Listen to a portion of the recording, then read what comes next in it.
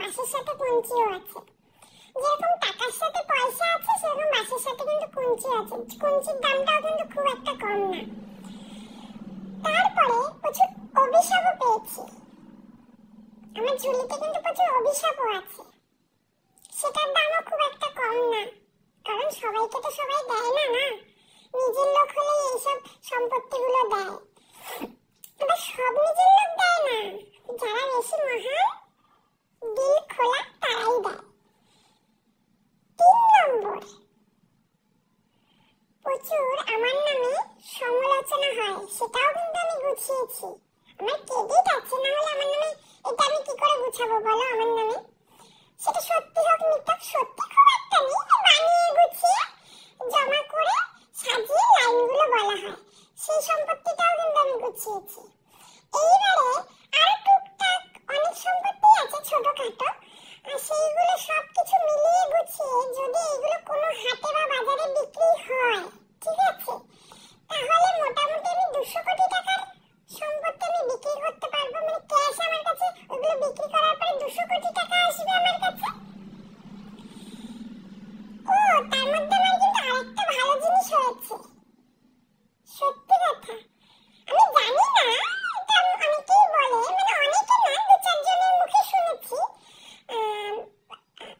আমার নাকি মিষ্টি মুখের আড়ালে, আশা করি আমি এটা মিষ্টি মুখ কিনা আমি জানি না, ঠিক আছে, মিষ্টি হতে পারে আবার তিতো হতে পারে আবার ঝালও হতে পারে, আমি জানি না, মানে লোকে বলেছে আমার এই মিষ্টি মুখের আড়ালে নাকি কালসাপ রূপ লুকিয়ে রয়েছে।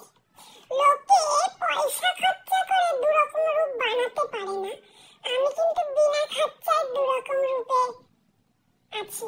কখনো নাকি মিষ্টি মুখের আড়ালে কালসাপ রূপও আমার নাকি লুকিয়ে রয়েছে। এটাও নিহাত কিছু কম না, এটাও যদি আমি প্লেস মানে কি জানো বলে, প্লাস কি জানো বলে, ভুলে যাচ্ছি, মানে যে করে না নায়ক নায়িকারা, ওই যদি করতে যাই আমার তো অনেক লাখ টাকা খরচা হবে বলো। প্লাস্টিক সার্জারি মনে পড়েছে, মানে মনে না পড়ারই কারণ কি বলতো, রাত্রে তো আমার ঘুম হয় না। যার কাছে এত সম্পত্তি আছে সে কি রাত্রিবেলা ঘুমাতে পারে? তার ভুলে যাওয়াটাই স্বাভাবিক, আমার ভুলে যাওয়াটাই স্বাভাবিক। তোমার ব্যাপারটা বুঝতে পারছো না, মানে আমার সাথে কি চলছে, মানে আমি কতটা ভয়ে ভয়ে আতঙ্কে থাকি যে আমার সয় সম্পত্তি যদি কেউ চুরি করে নিয়ে যায়, ভাবো। তাই ভিডিওটা তোমরা ভালো করে দেখো, ভিডিওটা ভালো লাগলে লাইক কমেন্ট শেয়ার করো। আর এরকম ভিডিও পেতে, মানে এরকম বাস্তব ভিডিও পেতে, আমি এত টাকার মালিক কিভাবে হলাম না হলাম সবকিছু জানার জন্য আর অনেক কিছু আছে।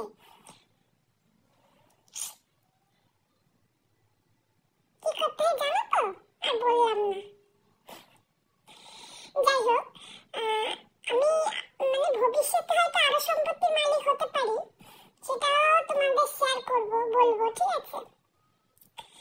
আমি চাইছি কিছু সম্পত্তি কাউকে দিয়ে দিতে, বুঝেছো? যারা যে আমি তো প্রচুর বড় লোক, মানে গরিব আছে না, তাদের আমি কিছু দিতে চাই। আর তোমাদের এই 2024-এ সব থেকে মেন কথা, তোমরা এই 2024-এ আমার মতন কে কে এরকম সম্পত্তি গুছিয়েছো বিনা খাটনিতে, আমাকে কমেন্টে জানিও।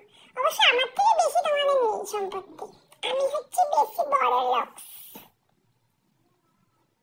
আমার সব থেকে ভালো লেগেছে আমার নাকি এটা মিষ্টি মুখের আড়ালে নাকি আবার কালসাপ রূপ লুকিয়ে রয়েছে। আমার থতমাটা কি মিষ্টি গো, রসগোল্লা কি জানি, আমি তো আগে ভাবতাম লঙ্কা। যাই হোক, এটাও একটা পাওনা 2024-এ। টাটা, ভালো থেকো। যার যা প্রশ্ন আছে কমেন্ট বক্সে করো, ঠিক উত্তর দিয়ে দেবো। আর তোমরা যদি এত সম্পত্তির মালিক হতে চাও, আমার কাছ থেকে কিছু টিপস নিতে পারো, ফ্রিতে দেবো, কারণ আমি এত সম্পত্তির মালিক তো, আমার আর টাকা পয়সা চাই না, আমি ফ্রিতেই তোমাদের টিপস দিয়ে দেবো। টাটা।